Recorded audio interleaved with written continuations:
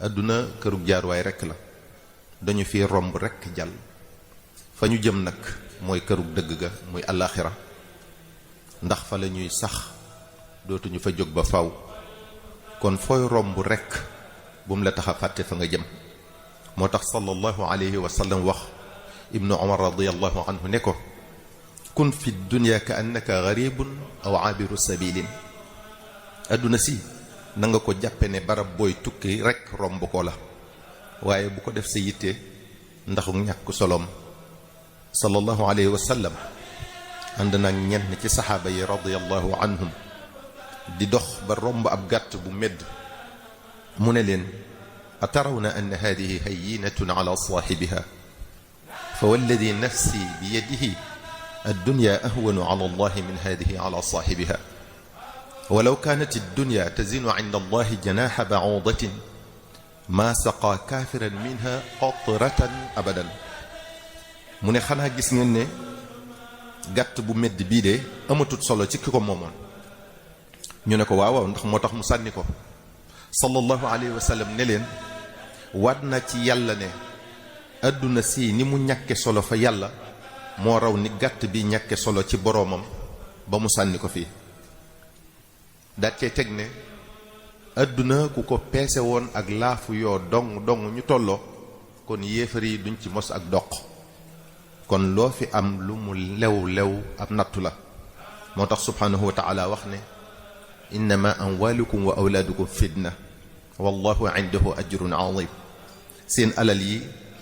ak seen njaboot yi ngeen di ëpplante fitna rekk la leen di jural ndax alal ji def na seet ëllëg nu mu dugge ci say loxo ak noo ko jëfandikoo njaboot gi tamit ndax li la yàlla wax sa digganteeg ñoom matale nga ko moo tax ñuy wax naan doom mën naa tàbbal waajuram sawara ni mu ko mën a tàbbale aljana mbokk yi sunu boroom subhanahu wa taala nee nanu kon fala taxurannakum alxayaatu dunya wala yaxurannakum billahi alxarur lu nu saytaane taaralal adduna lum nu ko jàpp ndalal nanu xam ne ay pexe rekk la buñ ci waru mukk wa ma alxayaatu dunya illa mataaul xurur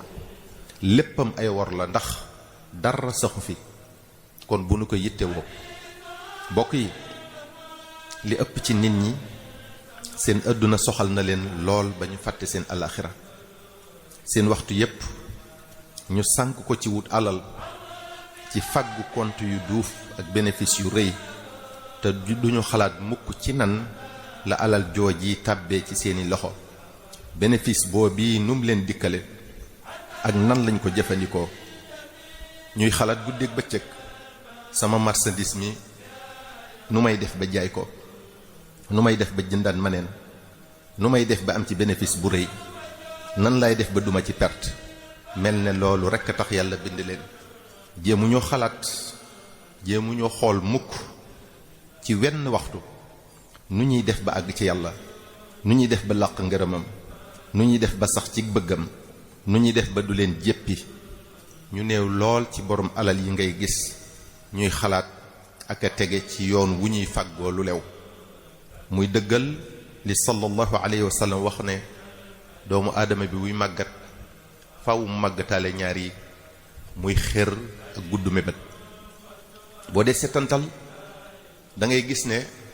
dafa mel ne ñu bari dañoo jàpp ne àdduna tax ñu bind leen mel ne dañoo jàpp ne dañuy dund rekk di wéy boole ca jort ne kenn du leen laaj mukk li ñu nekke fii bokk yi ndax nit ki liy mébatam lépp alal ak dajale poñetum àdduna mën na ko koo may bu fekkoon noonu la mbir yi demee kon nit ñépp aljana lañuy dund fii ci àdduna bu fekkoon alal rekk mooy taxa am texeg àdduna kon borom alal ji du jàmban mukk tawat ni ko ku ñàkk ki di jàmbate du am mukk aw tiis ci xolam walla naqar ni ko ku ñàkk ki di amee nit ñi dañuy xool ku àdduna wuyu si am alal lool ñu di ko ñee ak a bëgg a mel ne moom te duñu xalaat mukk ci nan la ko àdduna wuyu see nu mu amee alalam lew na walla lewut nu ko àdduna sonale lu mu koy xañ alaxira ndax kuy texe la walla kuy texee di bokk yi ku àdduna doon sa yitte doo jóg di daw fu ne nga jëm fa